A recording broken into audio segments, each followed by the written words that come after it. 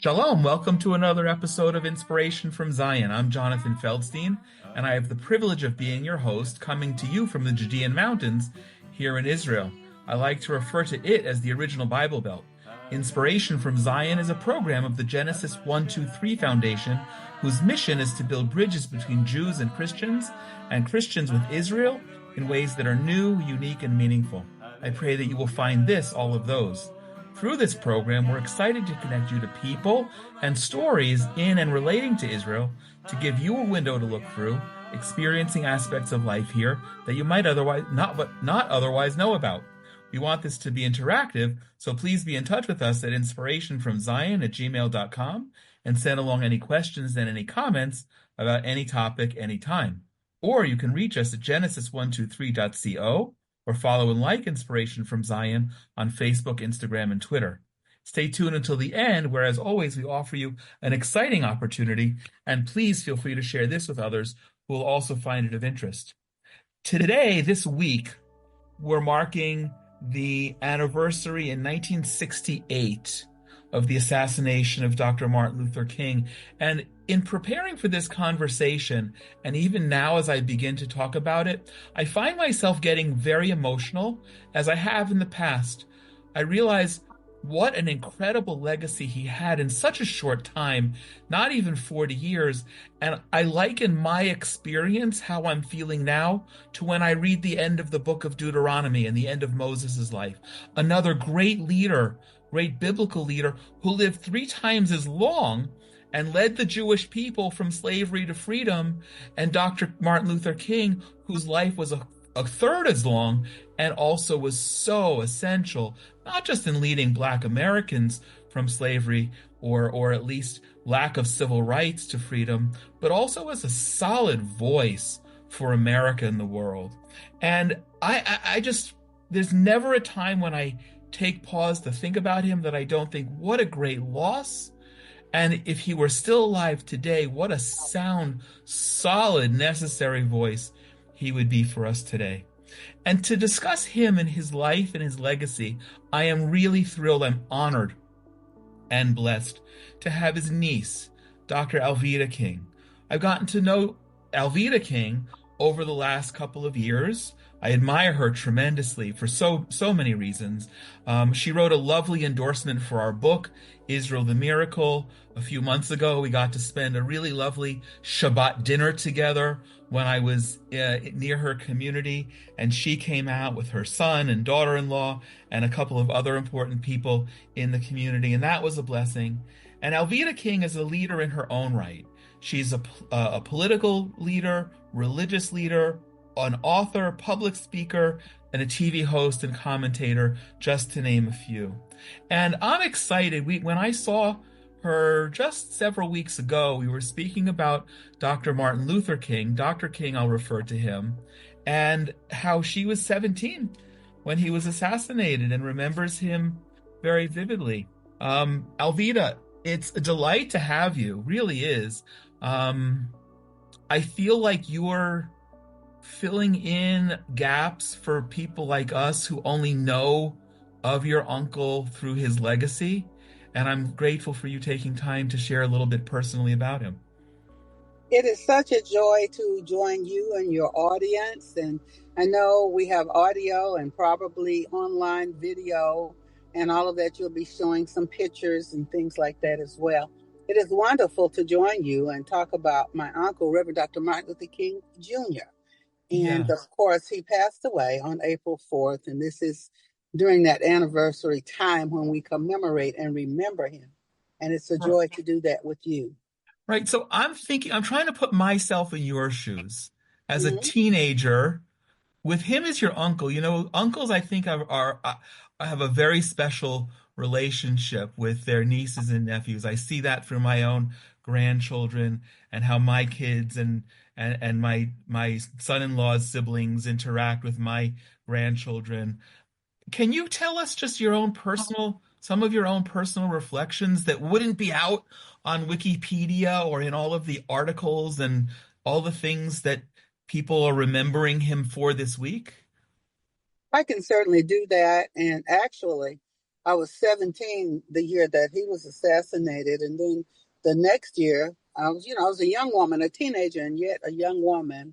And the next year, my dad, his brother, Reverend Alfred Daniel Williams King, walked me down the aisle as a young virgin bride. And a week later, my dad was killed Oh gosh. under very mysterious circumstances. They were like the Kennedy brothers, and that would have been President John Kennedy and his brother Bobby Kennedy, of course, and in many ways like Moses and Aaron as well.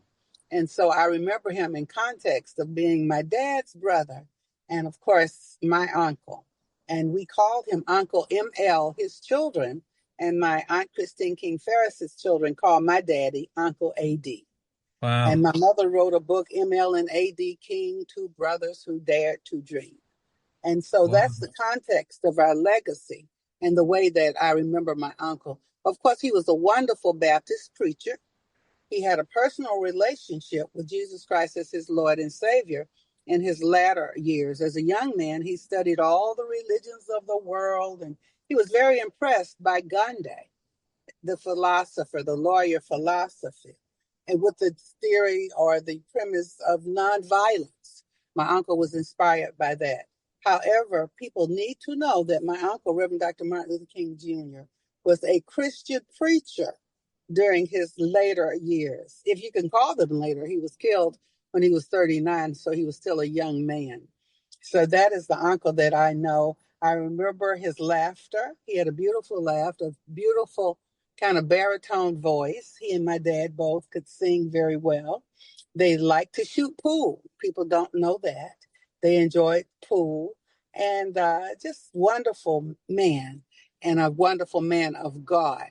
I like to read his sermons and his prayers as much as I know his speeches. I Have a Dream, Letter from a Birmingham Jail, etc. But some of his prayers, when he prayed a prayer of repentance and asked God to forgive him and asked Jesus to guide him.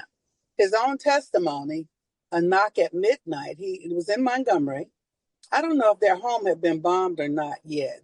And then we had Selma and all of that. But he said, God, I'm tired. I'm weary. And if you don't help me, I don't know how to lead these people. Sounded like Moses to me when he was praying. And he said he heard a voice say, Martin Luther, stand up for truth, stand up for justice. And lo, I will never leave you, even until the ends of the earth. And so he had that beautiful personal relationship with Jesus Christ. And when I think about it, my grandfather was more like, take care of the least of these, the servant's heart, and all of that. My dad, the miracles of Jesus. And Reverend Dr. Martin Luther King Jr., the love of God, the love of Jesus, loving each other, learning to live together as brothers and sisters, and not perishing together as fools. Do you have what inspired him? I mean, of all of the leaders in the civil rights movement in the 1950s and 60s and people who never made it to that, who didn't have the spotlight that he did, was there one defining moment? Was there one thing that motivated him? The moment I gave you was that knock at midnight when he heard the voice of Jesus. That was his defining moment, when he heard the voice of Jesus in his kitchen at midnight over a cup of coffee. Of course, he was inspired by his father, his mother, his grandmother, all of those kinds of things. He was inspired both by those around him. Dr. Benjamin Mays over at Morehouse College, of course.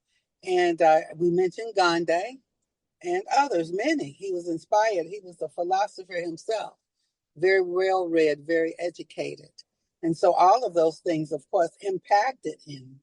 But his most defining moment would have been when he had that prayer, that knock at midnight. He also was a strong advocate for Israel. He really was very strong. He wrote and spoke about supporting Israel, praying for the peace of Jerusalem. In his own words, he says, it's a no-brainer. We have to support Israel. And he was very clear on his stand with that as well. The restoration of Jewish sovereignty in the land of Israel was an earth-shattering event. For Christians, it was a confirmation that God always keeps his covenantal promises. Today, We are blessed to see God's fingerprints in the modern miracle of the land of Israel playing out in our lives among the people and in the state of Israel. This year, on the occasion of Israel's 75th anniversary, the Genesis 123 Foundation has been privileged to bring together 75 Christian leaders from around the world to lend their unique voices, sharing their personal faith experiences relating to Israel and their in-depth insight into Israel's history and spiritual significance to create an historical, one-of-a-kind, high-end coffee table book, Israel the Miracle. Israel the Miracle's stunning imagery will fill your home with the hope of fulfilled promises and conversations about Israel. It's perfect gift to anybody for any occasion, and most of all to yourself. You'll also be a blessing to Israel, knowing that the proceeds will go to bless Israelis of all backgrounds. Be a part of Israel the Miracle and bring the land, the people, and the state of Israel into your heart and into your home. Visit IsraelTheMiracle.com to get your limited edition copy today. The restoration of Jewish sovereignty in the land of Israel was an earth-shattering event. For Christians, it was a confirmation that God always keeps his covenantal promises. Today, we are blessed to see God's fingerprints in the modern miracle of the land of Israel playing out in our lives among the people and in the state of Israel. This year, on the occasion of Israel's 75th anniversary, the Genesis 123 Foundation has been privileged to bring together 75 Christian leaders from around the world to lend their unique voices, sharing their personal faith experiences relating to Israel and their in-depth insight into Israel's history and spiritual significance, creating an historical, one-of-a-kind, high-end coffee table book, Israel the Miracle. Israel the Miracle's stunning imagery will fill your home with the hope of fulfilled promises and conversations about Israel. It's a perfect gift to anyone for any occasion, and most of all to yourself. You'll also be a blessing to Israel, knowing that the proceeds will go to bless Israelis of all backgrounds. Be a part of Israel the Miracle and bring the land, the people, and the state of Israel into your heart and into your home. Visit IsraelTheMiracle.com to get your limited edition copy today.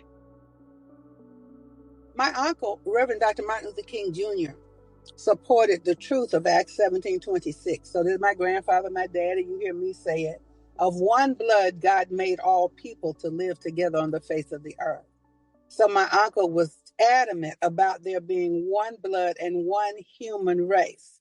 He recognized ethnicity. And that's why he was able to say, we must learn to live together as brothers and not perish together as fools. As a matter of fact, he said he dreamed of the day that there would be no black power, no white power, only God power and human power. That was one of his famous quotes. Yeah. So thank you for that.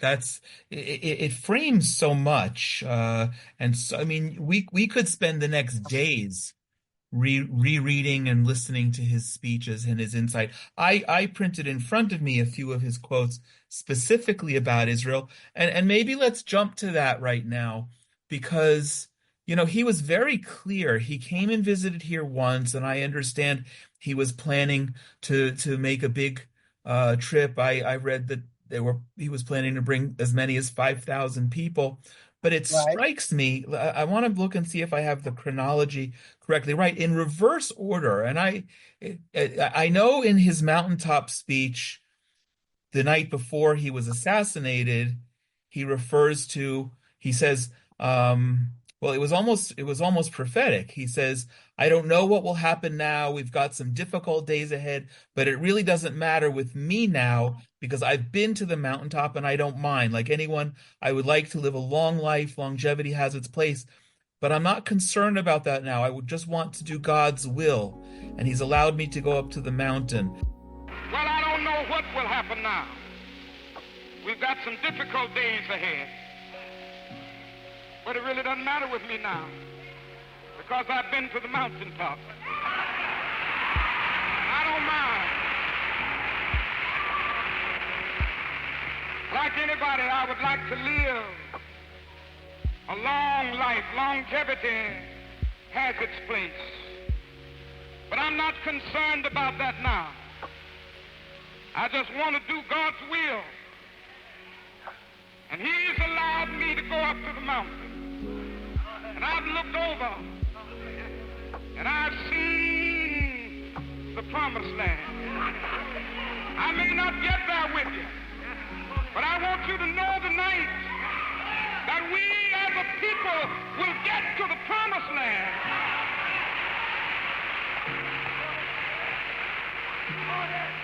So I'm happy tonight. I'm not worried about anything. I'm not fearing any man. Mine eyes have seen the glory of the coming of the Lord. And it's been referenced that when he was speaking of the mountain, he was referring to being in Jerusalem. Is that correct from your understanding? Well, I'm not so sure. That would make a lot of sense, especially since he journeyed to Israel. When I was in Israel, I was on the Mount of Olives, and I wept. I just wept on the Mount of Olives, and I felt the Spirit of the Lord so strongly. And so it is very possible that that experience in Israel was impacting him. As he said that, he could have been speaking about Moses, who went to the mountaintop and received the 10 Commandments and then came down and they were worshiping idols. And he was very frustrated. And of course, God released those commandments again. So Martin Luther King Jr., as I say, had a genuine relationship with God. He knew God. Jesus was his Lord and Savior. And so I am just very sure, of course, Holy Spirit had to be very evident and alive in guiding and moving my uncle's life, and so with the angels of God, all of that. So it is very possible that those references of the mountain could have been inspired by that trip. Could have been inspired, but as I said in the introduction, because it really is, when I think of my own parents, I get and their death and absence in my life, I unavoidably get emotional. When I read Deuteronomy, the end of Deuteronomy and the end of Moses' life, I get the same kind of emotion. And when you said just a minute ago, Moses going up to the mountain, I wasn't thinking of Mount Sinai. I was thinking where his life ended, where God showed him the whole land, just as he did with your uncle. I mean, he didn't see the whole land, but he was certainly there where you saw the land and where you had that emotional experience. So I'm stirred by the same thing. About 10 days, if I'm not mistaken, before he was assassinated, he spoke at the annual convention of the Rabbinic Assembly. And his quote there is also very powerful. And I want to read it, and then I want to ask you to help me maybe unpack it, but also in the context of where we are today. He said, the response of some of the so-called young militants does not represent the position of the vast majority of Negroes. There are some who are color consumed, and they see a kind of mystique in blackness or being colored, and anything non-colored is condemned. We do not follow that course. Peace for Israel means security, and we must stand with all of our might to protect its right to exist, its territorial integrity. I see Israel, and never mind saying it, as one of the great outposts of democracy in the world, and a marvelous example of what can be done, how desert land almost can be transformed into an oasis of brotherhood and democracy. Peace for Israel means security, and that security must be a reality. Friends, Israel's at war, and the war may get worse before it gets better. Much worse. It's going to be a long war because the enemy is the epitome of evil. It's not just a matter of overcoming troops on a battlefield, but overcoming a theology, an ideology, an evil one. While the Genesis 123 Foundation has been overwhelmed with the support of so many donations to the Israel Emergency Campaign, there's so much more that needs to be done. We've invested your donations that we've received so far strategically to make the biggest impact possible, whether helping with soldiers and their equipment and personal needs, to providing civilian security for outlying border communities, to relocating and settling several families from near the Gaza war zone, launching the global petition drive to support Israel in the face of pressure for a ceasefire and long-term needs for at-risk children, traumatized now more than ever before. Please take a moment to pause this conversation right now and go to love.genesis123.co and donate generously. We value your trust, and we will keep all donors informed about how and where your donations are being used to contribute to make the biggest impact possible. And when you use that link, love.genesis123.co, you can also send your prayers and words of encouragement to Israelis of all backgrounds. Just sending your love, something that we need so desperately. Thank you, and God bless you and your loved ones. I think our responsibility in the black community is to make it very clear that we must never confuse some with all. And certainly in SCLC, we have consistently condemned anti-Semitism. We have made it clear that we cannot be the victims of the notion that you deal with one evil in society by substituting another evil. We cannot substitute one tyranny for another. And for the black man to be struggling for justice and then turn around and be anti-Semitic is not only an irrational course, but it's a very immoral course. And wherever we have seen anti-Semitism, we have condemned it with all of our might.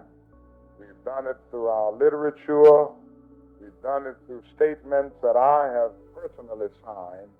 And I guess that's about all that we can do as an organization, to vigorously condemn anti-Semitism wherever it exists. Let me say on the Middle East crisis, there again, we have had various responses. The response of some of the so-called young militants, again, does not represent the position of the vast majority of Negroes. There are some who are color consumed, and they see a kind of mystique in blackness or in being colored, and anything non-colored is condemned. We do not follow that course in the Southern Christian Leadership Conference, and certainly most of the organizations in the civil rights movement do not follow that course. I think it is necessary to see what is basic and what is needed in the Middle East is peace. Peace for Israel is one thing. Peace for the Arab side of that world is another thing. Peace for Israel means security. And we must stand with all of our might to protect its right to exist, its territorial integrity, and forever see Israel, and never mind saying it, as one of the great outposts of democracy in the world, the marvelous example of what can be done, how the desert land almost can be transformed into an oasis of brotherhood and democracy. So that peace for Israel means security, and that security must be a reality. Now, that's visionary. That's early 1968, just after the Six-Day War, several months afterward. I know you said that he stood, we know this, it's historical record, that he stood with Israel as a man of God, as a man of ethics, and somebody who, as you said, studied philosophy. But there was something. Can you help us understand maybe where that came from? Or maybe it was just his innate sense of bravery and moral clarity that he would be so outspoken at a time that was really not very popular. Reverend Dr. Martin Luther King Jr.'s dad, Martin Luther King Sr., my granddaddy, Daddy King, his grandfather was Nathan Branham King. And Nathan came out of County Cork, an Irishman. Mama King's folks came off the west coast of Africa. Oh. And that is easily determined. So he already knew that worshiping skin color, he made the reference to the issue of skin color. Worshiping skin color can be idolatry. He also knew about Jesus Christ, and he was considering eternity. in eternity, we have to have the Lordship of Christ in order for God to be our Father. So these were all of the different realities and understandings. And while he was in Israel, the reality of Jesus Christ, his life, his birth, his life, his crucifixion and his resurrection, and even understanding that he would come back. He had come to preach the kingdom of God. He was crucified. He rose again, and he will be back. You have to understand all of this was in the understanding of Reverend Dr. Martin Luther King Jr. And all of that gave him the influence and the writings and the narratives. And it still comes back to, we must learn to live together as brothers and not perish together as fools, and in the spirit and in eternity. There's no male or female, bond or free, Gentile or Jew. Only Christ, all in order for God to be our Father. Now, people will argue, well, everybody's going to meet God. Everybody. And that's true. Everybody's going to meet the Creator, whether you believe that or not. And so when you go to court, don't you want the judge to be your father? That would be an argument that I'm sure my uncle probably would agree with. So all of that, it kind of all ties in together as you speak that. And not that Martin Luther King Jr. was a complex man, he was not. But he was a man who loved and served God. That's really what people need to understand. So it makes sense from that he and also that blacks and Jews in America, not at the same level, but were certainly discriminated against in the 1950s and 1960s. Right. It makes sense that blacks and Jews would be allies, and there's so many records of that. And he could have been just a gracious colleague in that, but he was an outspoken ally advocate. What's happened? It's a lot of years. It's almost 60 years, but it seems that that's unraveled quite a bit. I love your perspective on that. You have the perspective from being a young woman when he was assassinated, now to somebody who's been around the block more than a few times and see what's going on. Where have we come unraveled that he would be so distraught about? I'm not necessarily saying that we've become unraveled. We can maybe be kind of asleep or unaware.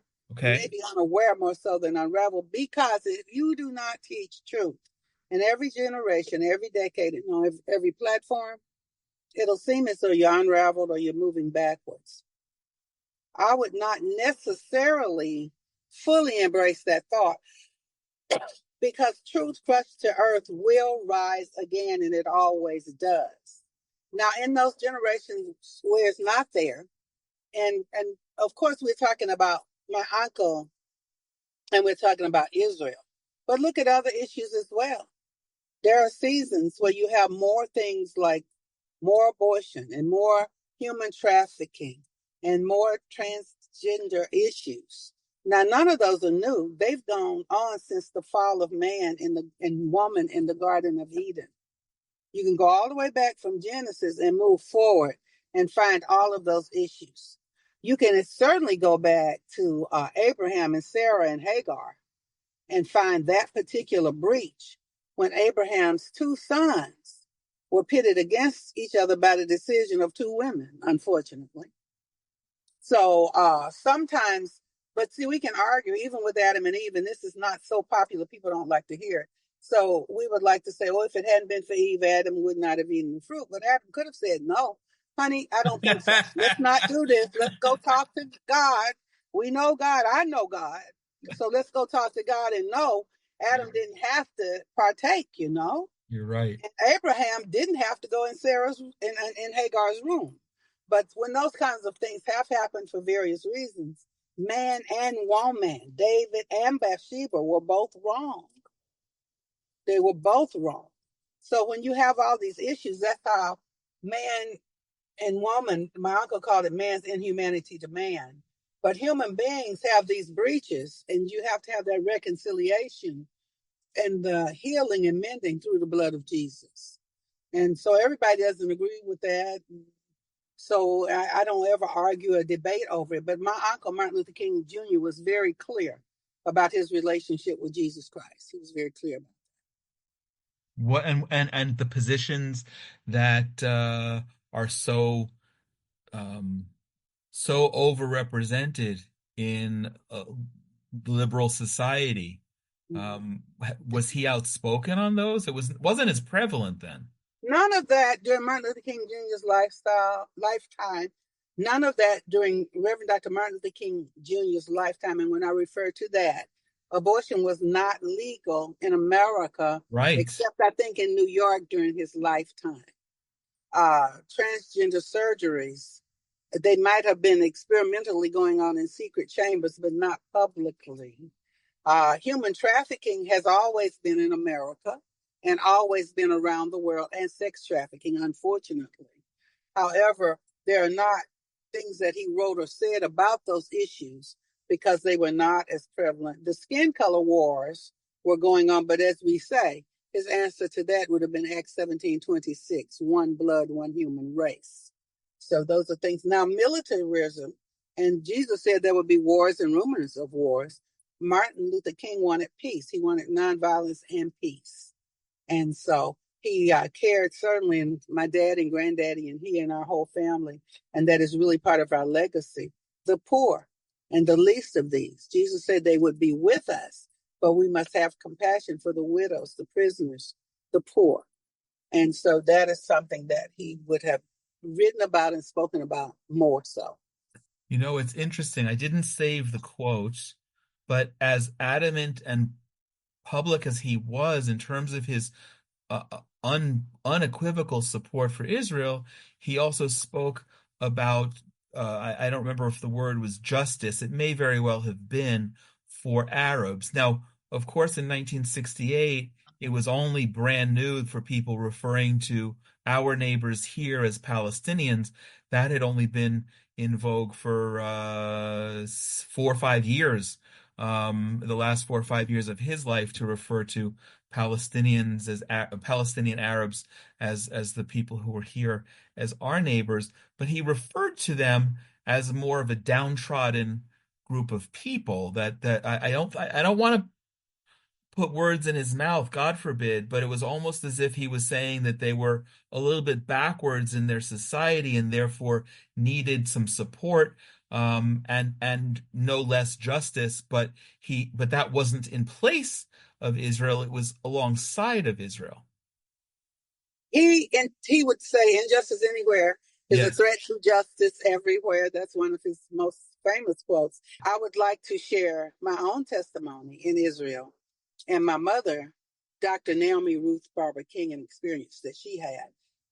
Before she passed away into glory in 2024, she had the opportunity to visit Israel. And while she was there was a documentary being filmed about her life. And you can find that on YouTube and places like that. Dr. Naomi Ruth Barber King. So when Mom was there, there was a reporter, a journalist in her group. And the journalist was killed by Palestinians, I think it was, because she got too close to the fire, too close to the fray. My mother was not with the group at that time, but when they told her, she says, "Take me down there right now." Really? And so they called me on the phone. Your mother says she's going down there. And she says, "It's active. They're shooting. They're killing people." I said, if she says she's going down there, she'll get down there. So take her. So she went down and began to lecture the Jews and the Arabs. She's telling them, she says, "I don't know why you're doing that. Your father is Abraham. You're not even cousins. You're brothers. Why are you doing this? Stop it. You're supposed to get along." She's arguing with the soldiers on either side, yelling at them, really. So on one side of her wheelchair, the Arabs took her, and the other ones, the Jews, the soldiers. They were all in their uniforms with guns, and they picked up the wheelchair and started running her out of danger. That's remarkable. That actually happened. And when I was there, I went to the markets, and God told me, he says, shop at every tent. The Christian tent, the Jews, and the Arabs. Okay. And I did. And I think they call them Druze or something like that. There are various communities where the seed of Abraham, whether they are of Sarah or Hagar, they marry each other. They don't fight with each other. They have children together. Right. So there we are with this kind of environment. And if you look at their homes look almost a little confused to me because they look half Arab and half Jew, even in the architecture. It's the oddest thing. So we are supposed to get along. I believe that my uncle believed that he understood Acts 17:26, one blood, one rose. And so we're on that journey. And there, every generation, every decade, every platform. In the spirit, no Gentile or Jew, male or female, bond or free, only Christ all in all. Well, I'm so glad you shared that. That's one insight about your uncle that I didn't have. And I think you know this, that I went to Emory back in the 80s. And it's a funny story. I learned, and I grew up like this in terms of race, that when today, if you're applying to a college, I think there's probably a whole page of boxes you can check identifying what race you think you might be. But when I remember so vividly when I applied to college, there were maybe 3 or 4, and that white, black. I don't remember Asian. I don't remember what they all were. But I checked the box other, and I I wrote always do that. and I Did you wrote write human? human. That's what I've always done too when others there. So lately, I had to do one the other day, and it said black, and I totally don't agree with it, but I was just tired and needed to get the application done, and they didn't have an other on the line. Yeah. So you Yeah. gave, but we're of the same mind, and maybe that's part of, at least now, almost 60 years after his death, part of his legacy that we always need to remember. It doesn't matter how we look, the color of our skin, the color of our eyes, anything that might be physically different. We're about to. I tell people this. Maybe I even told you this. We're about to celebrate the wedding of my youngest daughter, who's marrying a wonderful young man. His family is all from Yemen, and he's darker than many African Americans. And I would say not darker, because people dark is supposed to this or that. I would say he's more brown than many African Americans. Okay, I accept that. His skin tone is richer or deeper, Correct. Yeah. So you can maybe edit that out or whatever, but right. It's certainly not meant with any disrespect. I know it's not, but I'm just saying this. No, I appreciate that. I appreciate that clarification. You can take this one. Let me make, in the various communities, people will say light skin, dark skin. Yes. Now I could kind of get that because nobody looks like a black, keys on the keyboard or white, like a white piece of paper. Nobody looks like that. So we will say black and brown, but even in the blackest skin in Africa, you can see the purples and the magentas that are underlying there. You can really see that. So that's what I'm saying, fair skin, brown skin with deeper skin tones, so that's something, just like getting people not to say your race needs to get along with my race. No. Your ethnic community, my ethnic community, those kinds of things. So we learn that as we grow. Correct. Well, I'm grateful for having that conversation with you. I'm going to have to leave you now. For those who want to know more about Alveda King, visit alvedaking.com. I have a lot of music on YouTube and other things as well. So I do music, film, commentaries. I'm a USDA farmer. People say, what, aren't you? I've been a school teacher, a state legislator, a presidential appointee, but I'm terrible with math. I didn't do so well in science, those kinds of things. That wasn't me. So we all have various gifts and talents, and when we put them together without jealousy or competition, I think that pleases God and we get to grow. You're right. You do have a remarkable voice, and it surprised me in such a pleasant way that night that we had the Shabbat dinner together, and completely unrehearsed, you sang one of the Psalms so beautifully.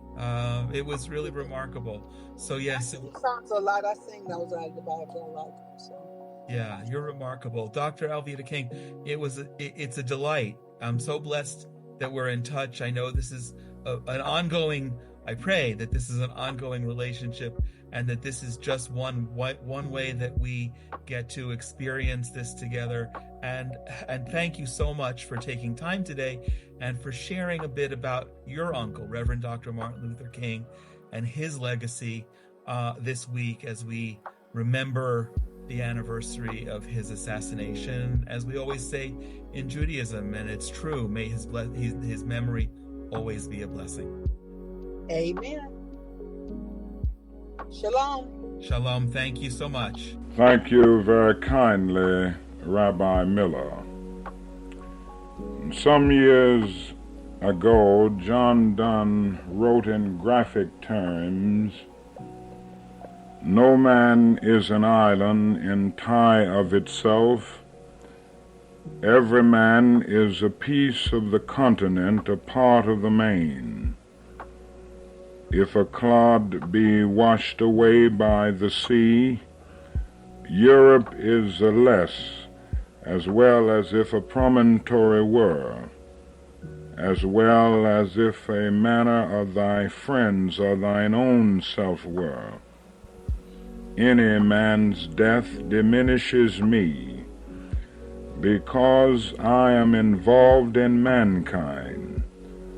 Therefore never sin to know for whom the bell tolls, it tolls for thee." These challenging words affirming the interdependence and interrelatedness of all mankind are particularly relevant when we think of the plight of 3 million Jews in the Soviet Union.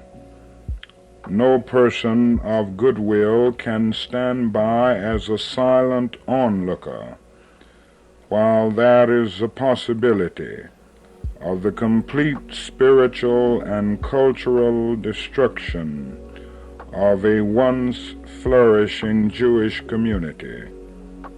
A denial of human rights anywhere is a threat to the affirmation of human rights everywhere. Jewish communal life is deprived by the Soviet government of elementary needs to sustain even a modest level of existence and growth. In a form of society in which publishing, the operation of institutions, and the acquisition of facilities are under government control, individual initiative cannot substitute for state omissions, and the result is a withered and restricted Jewish community. While Jews in Russia may not be physically murdered as they were in Nazi Germany, they are facing every day a kind of spiritual and cultural genocide. Individual Jews may in the main be physically and economically secured in Russia, but the absence of opportunity to associate as Jews in the enjoyment of Jewish culture and religious experience become severe limitations upon the individual. These deprivations are part of a person's emotional and intellectual life and determine whether he is fulfilled as a human being.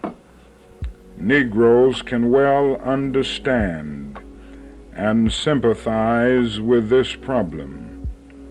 When you are written out of history as a people, when you are given no choice but to accept the majority culture, you are denied an aspect of your own identity.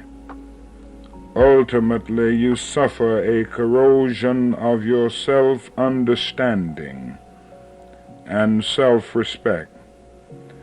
The official answers by the Soviet government assert that it is providing as much as the Jewish community actually desires. But there is abundant evidence that this is untrue. Unofficial answers that imply state security is involved because Jews have international ties are even more unsatisfactory. In the 30s, when the Soviet Union was vastly less secure than it is today, it officially encouraged a flourishing of Jewish culture. The insensitivity of the Soviet Union on this question is properly a subject for criticism and protest. Without making it part of Cold War politics, world opinion is justified in reminding them that they are repressing a cultural heritage that is world property. Jewish history and culture are part of everyone's heritage, whether he be Jewish, Christian, or Muslim. The Soviet Union must recognize the legitimate criticism that insists it accord fair treatment to its Jewish community if that government expects respect for itself in the international community of nations. The sincere and genuine concern felt by so many people around the world for this problem should impel the Soviet government not only to effect a solution, but to do so with all deliberate speed. In the meantime, let us continue to make our voices heard and our righteous protests felt. We cannot sit complacently by the wayside while our Jewish brothers in the Soviet Union face a possible extinction of their cultural and spiritual life. Those that sit at rest while others take pains are tender turtles, and by their quiet with disgrace. Done now for years, the Genesis 123 Foundation wants to thank you for following our programs and wants to offer you a special gift. Each month, we'll be giving away a special volume. We call it From Jonathan's Bookshelf. And for more than a year, about a year and a half now, that's been a copy of our stunning and highly acclaimed book, Israel the Miracle. All you need to do is go to the Inspiration from Zion social media and like and follow us. And when you comment and share a link to this program there, we will select one person at random each month to receive your own copy of Israel the Miracle as our gift to you. We're also blessed that Dr. Alveda King wrote a lovely endorsement, which is included at the beginning of the book. We're grateful that this podcast is sponsored by our friends at the Willow Run Greenhouse in Culpeper, Virginia. If you're ever in the area, please go say hi and thank them for helping make conversations like this possible. And also thanks to the Coin family as well for their meaningful sponsorship. Inspiration from Zion and all the Genesis 123 Foundation programs are made possible by donations, so please consider joining us to help continue the dialogue and build bridges. If you'd like to sponsor a future episode in honor or memory of a loved one or special occasion, please be in touch at inspirationfromzion@gmail.com. And as appropriate, this week, this episode is in memory of one who I consider to not just be a legend, but a tremendous hero, Dr. Martin Luther King Jr., and his memory and his legacy. We love to hear your comments as part of a dialogue and invite you to send any questions as well, especially questions you have about traditional Judaism for our Ask the Rabbi programs. Please share this with others who will also find it of interest, and continue to join us right here to hear more meaningful conversations about unique topics relating to Israel that you won't hear anywhere else. Wherever you are in the world, I pray that you and your loved ones are all safe and healthy, and I send my blessings from right here in the Judean mountains. God bless you.